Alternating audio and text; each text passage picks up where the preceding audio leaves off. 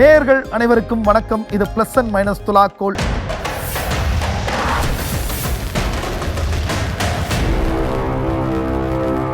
இந்த வாரம் நம்ம நிகழ்ச்சியில் நாம பார்க்க போற திரைப்படம் வித் லவ்.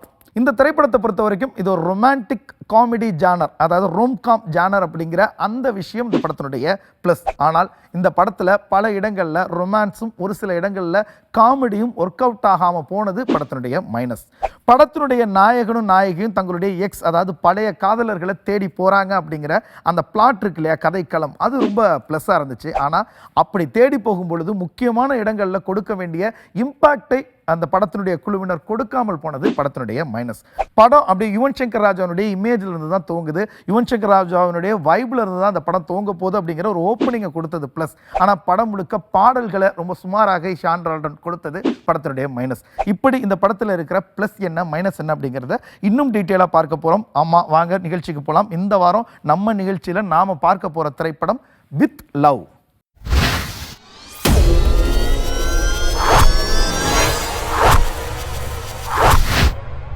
வித் லவ் திரைப்படத்தினுடைய கதை இதுதான். ரொம்ப சுருக்கமாக சொல்லணும் அப்படின்னா, வீட்டில் ஒரு பொண்ணை பார்த்துருக்காங்க நாயகனுக்கு. நீ போய் அந்த பொண்ணை பார்த்துட்டு வா அப்படின்னு சொல்லி அனுப்புகிறாங்க. ரெண்டு பேரும் ஃபஸ்ட்டு டைம் மீட் பண்ணுறாங்க. இந்த சந்திப்பே எப்படி அவங்களுக்கு நடந்திருக்கு அப்படின்னா மேட்ரிமோனி மூலியமாக தான் நடந்திருக்கு. ஃபஸ்ட்டு டைம் மீட் பண்ணும் பொழுது அவங்க ரெண்டு பேருக்குள்ளே அப்படியே டிஸ்கஷன் போய் கான்வர்சேஷன் ஆகி ஒரு கட்டத்தில் முடிவு பண்ணுறாங்க, நம்ம ரெண்டு பேரோட பழைய காதலர்கள் எப்படி இருக்காங்கன்றதை போய் தேடி பார்ப்போம். அவங்க இப்போ எப்படி இருக்காங்கன்றதை தெரிஞ்சுக்கிட்டால் அதில் ஒரு சுவாரஸ்யம் இருக்கும்ல, வாங்க போய் பார்க்கலான்னு ரெண்டு பேரும் சேர்ந்து ஒரு பயணத்தை தொடங்குறாங்க. அந்த பயணத்தின் ஊடாக இவங்க அவங்களுடைய பழைய காதலர்களை சந்திச்சாங்களா, அவங்களுடைய நிலை எப்படி இருக்கு, இந்த பயணத்தின் மூலமா இவங்க ரெண்டு பேருக்குள்ள அந்த அண்டர்ஸ்டாண்டிங் எப்படி மேட்ச் ஆச்சு, அந்த கெமிஸ்ட்ரி ஒர்க் அவுட் ஆச்சா, இறுதியில இருவரும் இணைந்தார்களா இல்லையா அப்படிங்கிறது தான் இந்த வித் லவ் திரைப்படத்தினுடைய கதை. படத்தினுடைய முதல் பிளஸ் யாருன்னா படத்தினுடைய இயக்குனர் மதன். இந்த படத்தை பொறுத்த வரைக்கும் இதுதான் அவருக்கு முதல் படம். ஆனால் படத்தை பார்க்கும்போது அப்படி தெரியல. ரொம்ப அனுபவம் சார்ந்த இயக்குனர் மாதிரி அவருடைய இந்த காட்சிகளை அவர் கோர்த்த விதமாக இருக்கட்டும், திரையரங்கத்திற்குள்ளே வந்திருக்கிற ரசிகர்களை தன்வசம் ஈர்த்த அந்த விதமாக இருக்கட்டும், எல்லா விதத்திலையும் தான் ஒரு அனுபவம் சார்ந்த இயக்குனர் மாதிரி தன்னை நிறுவியிருக்கிறாரு. படம் முழுக்க அவருடைய எக்ஸ்பீரியன்ஸ் இதில் தெரியுது. ரொம்ப அழகாகவே இந்த படத்தை ப்ரெசென்ட் பண்ணியிருக்கிறார். அதை தாண்டி ரொமான்டிக் காமெடி ஜானர் அப்படிங்கிற ஒரு ஜானரை எடுத்துக்கிட்டு இன்றைய இளைஞர்களுக்கு பிடித்த விதத்தில் ஒரு அழகான கதை சொல்லணுன்ற இவருடைய முயற்சியிலையும் இவர் ஜெயிச்சிருக்கிறாரு. இந்த வித் லவ் திரைப்படத்தினுடைய ஆக பெரும் பிளஸ் இயக்குனர் மதன்.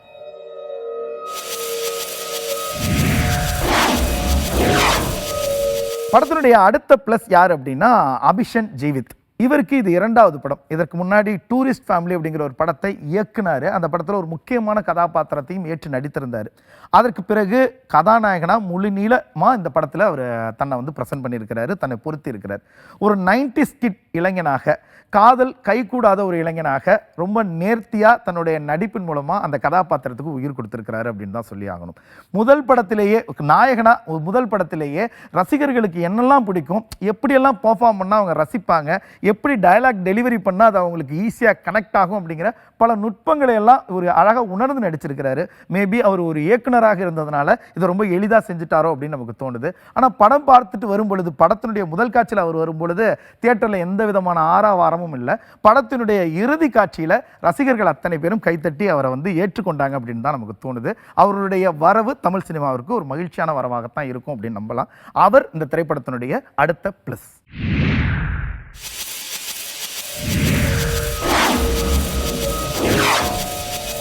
படத்தினுடைய ரொம்ப முக்கியமான ப்ளஸ் படத்தின் நாயகி அனஸ்வரா ராஜன் தான். நாயகன் நல்லா நடிச்சிருக்கிறாரு, அதில் மாற்றுக்கிறது இல்லை. ஆனால் நாயகியினுடைய நடிப்பு ஒரு மிகச்சிறப்பான ஒரு நடிப்பு அப்படின்னு சொல்லி தான் ஆகணும். மலையாள சினிமாவில் இவங்க சூப்பர் சரண்யான்ற மாதிரியான ஒரு படம் பண்ணியிருந்தாங்க. அந்த படம் சூப்பர் டூப்பர் ஹிட். ஆனால் அதுக்கப்புறம் இவங்க சூஸ் பண்ண படங்கள் எல்லாமே ரொம்ப சீரியஸ், ரொம்ப எமோஷனல் ஓரியன்டான சப்ஜெக்டை சூஸ் பண்ணி நடிச்சிருந்தாங்க.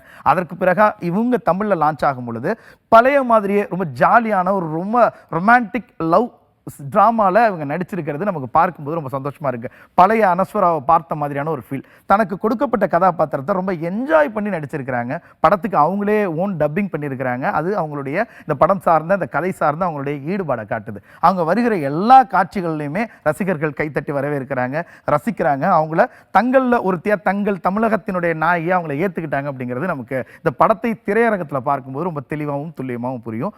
அவங்களுடைய நடிப்பு தான் இந்த படத்திற்கு ஆக பெரும் பலம். அவங்களுடைய நடிப்பு தான் இந்த படத்தினுடைய இன்னும் ஒரு சோல் அப்படின்னே சொல்லலாம். அவங்க இந்த படத்துக்கு ஒரு முக்கியமான பிளஸ்.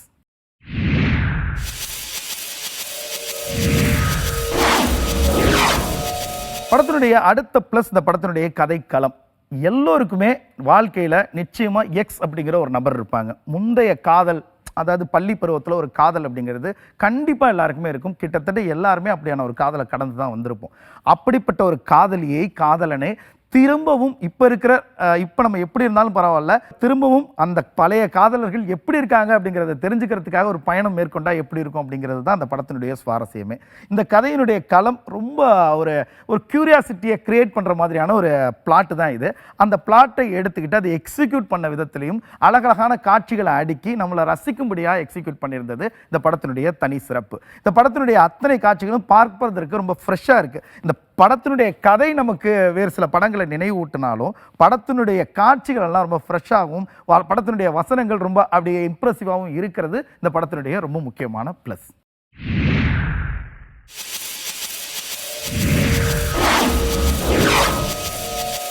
படம் இன்றைய தலைமுறையில் இருக்கிற இளைஞர்களை குறிவைத்து எடுக்கப்பட்ட படமாகவே இருந்தாலும் இதில் சரவணன் மாதிரியான கேரக்டர்ஸ் எல்லாம் உள்ள கொடுத்து ஒரு ஆசிரியருக்கான வேல்யூ என்ன, அவங்க நம்மளுடைய வாழ்க்கையில் எப்படியான ரோலை ப்ளே பண்ணுறாங்க, அவங்க நமக்குள்ளே எப்படியான இம்பாக்ட் ஏற்படுத்துகிறாங்க அப்படிங்கிற மாதிரியான காட்சிகள் எல்லாம் வச்சு 90s கிட் மட்டும் இல்லை, 2K கிட்ஸ் மட்டும் இல்லை, இப்போ ஜென்சி தலைமுறை மட்டும் இல்லை, எல்லாருக்குமான படமாகவும் இந்த படத்தினுடைய காட்சிகள் அமைந்திருப்பது இந்த படத்தினுடைய இன்னொரு முக்கியமான ப்ளஸ்.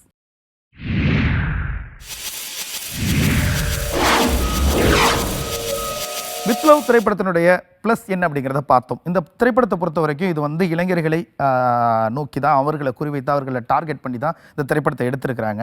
ஆனாலும் இந்த படம் அவர்களுக்காக நம்ம சொல்லப்படுற படமாக இருந்தாலும் அந்த சர்டிஃபிகேட் வாங்கணும் அப்படிங்கிறதுக்காக நிறைய முயற்சிகள் பண்ணியிருக்காங்க, நிறைய காம்ப்ரமைஸ் பண்ணியிருக்காங்க. ஒரு சில காட்சிகள்லாம் அப்படியே ஒரு மாதிரி போகுது, இல்லை இது நார்மலான காட்சி தான் அப்படிங்கிற மாதிரியான ஒரு காம்ப்ரமைஸ்குள்ளே தான் அந்த படத்தை கொண்டு வந்து கொடுத்துருக்குறாங்க. இந்த படத்தில் நிறைய ப்ளஸ் இருந்தாலும் இன்னும் ஒரு சில மைனஸ் இருக்குது. அந்த மைனஸ் என்ன அப்படிங்கிறத இப்போ நம்ம டீட்டெயிலாக பார்த்துடலாம். படத்தினுடைய முதல் மைனஸ் இசை.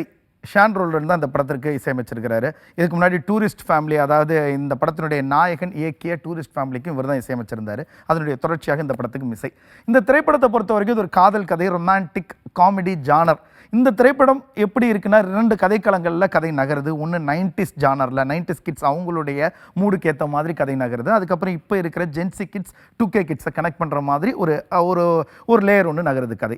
இப்படி 2 லேயரையும் கனெக்ட் பண்ணுறதுக்கு இசை ரொம்ப ரொம்ப முக்கியம் அப்படிங்கிறத ஏன் இந்த படக்குழுவினர் கருத்தில் எடுக்காமல் விட்டாங்க அப்படின்னு நமக்கு தோணுது. படத்தினுடைய பாடல்கள் தரமான ஹிட்டாக இருந்ததுன்னா இந்த படத்தினுடைய வெற்றி இன்னும் பெரும் வெற்றியாக நம்ம வந்து கொண்டாடி இருந்திருக்கலாம். படத்தினுடைய பின்னணி இசை கூட பரவாயில்லாமல் இருக்குது, பிரச்சனை இல்லை, எங்கே தேவையோ அங்கே சரியாக இருக்குது. ஆனால் படத்தினுடைய பாடல்கள் ஒரே ஒரு பாடலை தவிர மற்ற எந்த பாடலுமே மனசுக்குள்ளே ஒட்டலை. இப்படியான ஒரு ஜானரில் இளைஞர்களுக்காக எடுக்கப்பட்ட ஒரு படத்தில் பாடல் இன்னும் எவ்வளோ முக்கியம் அப்படிங்கிறத இசையமைப்பாளர் உணர்ந்து இன்னும் பெட்டரான சாங்ஸ் கொடுத்துருக்கலான்னு தோணுது. மைனஸ் அப்படின்னா படத்தினுடைய பாடல்களை சொல்லலாம். இசையமைப்பாளர் ஷான் ரோல்டன் இந்த படத்தினுடைய ஒரு சின்ன மைனஸ். படத்தினுடைய அடுத்த மைனஸ் என்ன அப்படின்னா தேவையில்லாத சில எமோஷனல் காட்சிகளை திணிச்சிருக்கிறாங்க. அதை பார்க்கும்போது நமக்கு அப்படியே துருத்திக்கிட்டு இருக்கிறது நல்லாவே ஃபீல் பண்ண முடியுது. அதாவது தேனி முருகன் இருக்கார், படத்தினுடைய நாயகனுடைய அப்பாவாக தேனி முருகன் நடிச்சிருப்பார்.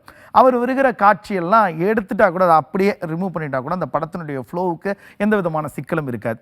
எதற்காக இப்படி ஒரு காட்சி வைக்கிறாங்க? அப்பா மகனுக்கான எமோஷனல் அந்த சென்டிமெண்ட்டை கிரியேட் பண்ணணும்னு நினச்சாங்களா, இல்லை இந்த கதையிலேருந்து நழுவி வேற ஒரு இடத்துக்கும் அப்படியே போயிட்டு அப்படி டச் பண்ணிட்டு வரணும்னு நினச்சாங்களா, இல்லை படத்தினுடைய நீளத்துக்காக இப்படியான காட்சிகள் வேணும்னு நினச்சாங்களான்றதுலாம் தெரில.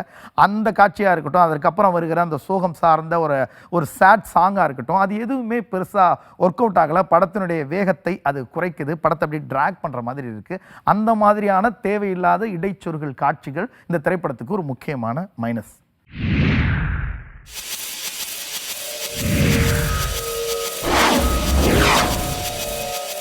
படத்தினுடைய அடுத்த மைனஸ் என்ன அப்படின்னா ஒரு சில காட்சிகள் நாம் ரொம்ப எதிர்பார்த்து காத்திருப்போம். ஐயோ இந்த காட்சி எப்படிதான் இருக்க போகுது அப்படின்னு நினச்சிட்டு இருக்கும் பொழுது அந்த காட்சி அந்த படத்துக்கு ரொம்ப இம்பேக்டை கிரியேட் பண்ண வேண்டிய ஒரு காட்சியாக இருக்கும், ரொம்ப சோல்ஃபுல்லான ஒரு காட்சியாக இருக்கும். ஆனால் அந்த காட்சி ஜஸ்ட் லைக் தட் அப்படியே நகர்ந்து போகிறத நம்மளால் ஏற்றுக்க முடியல. ஐயோ இந்த காட்சி இன்னும் நல்லா பண்ணியிருந்தா இன்னும் நமக்கு அப்படியே எமோஷன் ஆகியிருந்திருக்குமே, நம்மளை எமோட் பண்ணியிருந்திருக்கலாமே, நம்ம அதுக்காக வெயிட் பண்ணிட்டு இருந்தோமே, அப்படி பண்ணாமல் ரொம்ப சாதாரணமாக அந்த காட்சியை அவங்க நகர்த்திட்டாங்களே அப்படிங்கிற ஒரு வருத்தம் நமக்கு வருது. குறிப்பிட்டு சொல்லணும் அப்படின்னா இவங்க ஒரு நாயகன் தன்னுடைய பழைய காதலியை, தான் ஆத்மார்த்தமாக காதலித்த ஒரு காதலியை சந்திக்க போகிற அந்த ஒரு காட்சி இருக்கு இல்லையா, அப்படி போகிறதுக்கு முன்னாடியே அது எவ்வளோ பெரிய வலியும் எவ்வளோ பெரிய அதனுடைய அதிர்வையும் ரசிகர்களுக்கு அது ஏற்படுத்தணும். அப்படி எந்த விதமான அதிர்வும் இல்லாமலே அந்த காட்சி கடந்து போகிறது நமக்கு வந்து எழுதப்பட்ட விதம் இன்னும் கொஞ்சம் பெட்டராக இருந்திருந்தால் நல்லா இருந்திருக்குமோ அப்படின்னு சொல்ல தோணுது. அந்த வகையில் ரைட்டப்ஸாக ஒரு சில சீன்ஸ் இன்னும் பெட்டராக இருந்திருக்கலாம். அந்த ரைட்டிங் கொஞ்சம் மிஸ் ஆனது படத்தினுடைய மைனஸாக மாறி நிற்குது.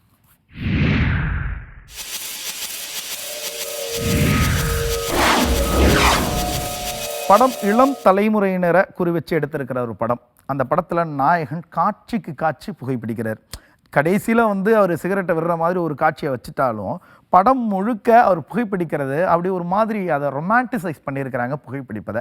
அது இன்றைய தலைமுறையினருக்கு நிச்சயமாக ஒரு ஆபத்தை தான் கொடுக்கும். அப்படியான காட்சிகளை தேவையில்லாமல் தான் அவங்க உள்ளே வச்சுருக்கிறாங்க. அந்த காட்சி ஒரு புகைப்பிடிக்கிற அந்த காட்சி இருக்கு இல்லையா, அது இந்த படத்துக்கு ரொம்பலாம் பெரிய அளவுலலாம் உதவி செய்யலை. இந்த கதையினுடைய போக்குக்கு அது பெருசாலாம் கை கொடுக்கல.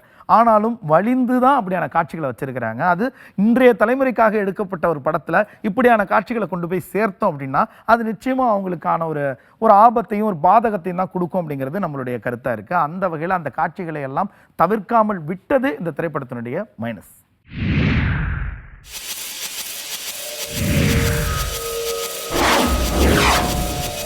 படத்தினுடைய அடுத்த ரொம்ப முக்கியமான மைனஸ் என்ன அப்படின்னா, இவங்க எந்த காலகட்டத்தில் இந்த கதையை சொல்கிறாங்க அப்படிங்கிறத நம்மளால் கனெக்ட் பண்ணிக்க முடியல. ஒருவேளை இவங்களுடைய பள்ளி பருவம் அப்படிங்கிறது 90s காலகட்டமா இல்லை 2000ற்கு பிற்பட்ட காலகட்டமா அப்படிங்கிறத நம்மளால் கனெக்ட் பண்ணிக்க முடியல. அதற்கான எந்த டீட்டெயிலிங்குமே இவங்க பண்ணலை. அதை தாண்டி இந்த படத்தில் நாயகியும் நாயகனும் சேர்ந்து ஒன்றா மது அருந்துறாங்க. இவங்களுக்குள்ள திருமணத்திற்கு முன்னாடியே இவங்களுக்குள்ள அந்த ரொமான்டிக் அந்த காட்சிகள் இன்டிமசி காட்சிகள்லாம் படத்தில் இருக்குது. இவங்க ரெண்டு கட்டத்துலையும் அதாவது ஒரு நடுவில் ஒரு இந்த பக்கமாக அதாவது 90s கிட் காலகட்டமாக இல்லை இன்னைக்கு இருக்கிற ஜென்சி கிட்ஸ் காலகட்டமாக நாயகியும் நாயகனுடைய மனநிலை எப்படி இருக்குன்றத தெளிவாகவும் துல்லியமாகவும் சொல்லாமல் இரண்டுக்கும் இடைப்பட்ட ஒரு பயணத்தை அந்த படம் முழுக்க அவங்க ஒரு ட்ராவலை பண்ணியிருக்கிறாங்க. அது நமக்கு ஒரு சின்ன குழப்பத்தை கொடுக்குது. இவங்க யார் ஜென்சி கிட்ஸ் தலைமுறையை சார்ந்தவர்களா இல்லை 90s கிட்ஸ் தலைமுறையை சார்ந்தவர்களா அப்படிங்கிற ஒரு குழப்பம் நமக்கு படம் நெடுக இருக்குது. அந்த குழப்பத்தை தவிர்த்திருக்கலாம். அந்த குழப்பம் படத்துக்கு நிச்சயமாக அதனுடைய ஃப்ளோவுக்கு ஒரு பெரிய மைனஸாக மாறி நிற்கிது.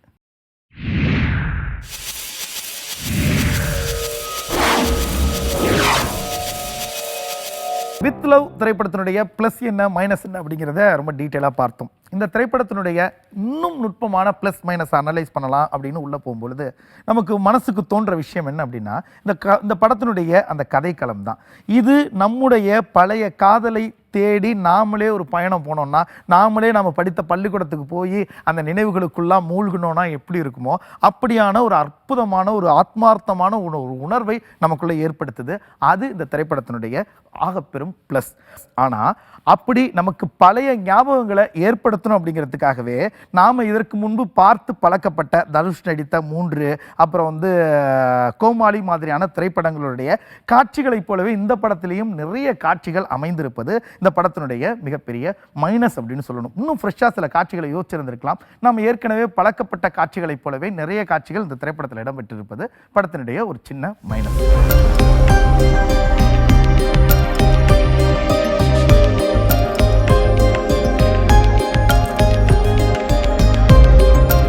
நாயகன் அபிஷன் ஜீவித் அவருடைய வரவு தமிழ் சினிமாவிற்கு ஒரு முக்கியமான வரவு அப்படின்னு தான் சொல்லி ஆகணும். ரொம்ப நல்லாவே தன்னுடைய இருப்பை அவர் நிலைநிறுத்தியிருக்கிறாரு, ப்ரூவ் பண்ணியிருக்கிறார் இந்த திரைப்படத்தில்.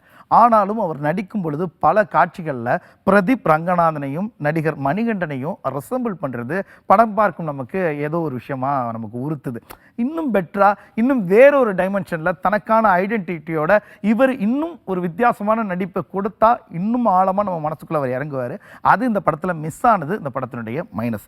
ஆனாலும் தன்னுடைய முதல் படத்திலேயே எல்லா காட்சிகள்லையும் ஏதோ ஒரு வகையில் அந்த காட்சியினுடைய நகைச்சுவை டயலாக்ஸாக இருக்கட்டும் இல்லை எமோஷன்ஸை வெளிப்படுத்துகிற விதமாக இருக்கட்டும் பல பேரை ரிசம்பிளன்ஸ் பண்ணினாலுமே தனக்கான ரசிகர்களை இந்த படத்திலேயே பெறுவதற்கான வேலையை இந்த படத்திலேயே அவர் தொடங்கிட்டார். தனக்கு கொடுக்கப்பட்ட கதாபாத்திரத்தை ரொம்ப அழகாக திரையில் அவர் கொண்டு வந்திருக்கிறார். நேர்த்தியான நடிப்பை வெளிப்படுத்தியிருக்கிறார் அப்படிங்கிறது இந்த படத்தினுடைய முக்கியமான.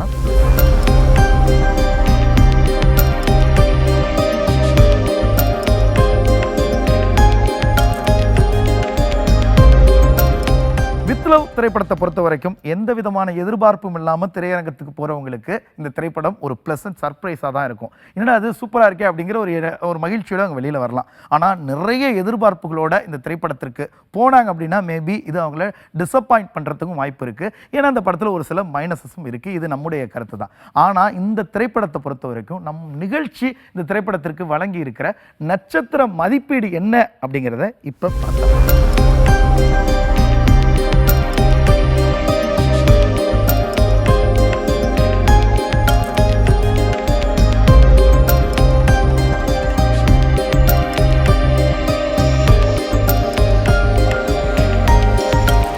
நேயர்களே, மீண்டும் வேறொரு திரைப்படத்தோடும் அந்த திரைப்படம் சார்ந்த செய்திகளோடும் உங்களை வந்து சந்திக்கிறோம். அதுவரையில் உங்களிடமிருந்து விடைபெறுகிறோம். நன்றி, வணக்கம். இது ப்ளஸ் அண்ட் மைனஸ் துலாக்கோல்.